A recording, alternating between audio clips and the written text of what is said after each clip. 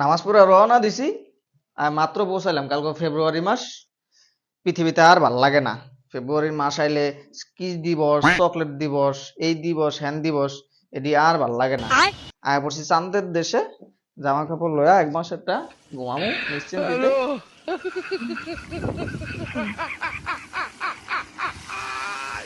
কি আরামে আছি।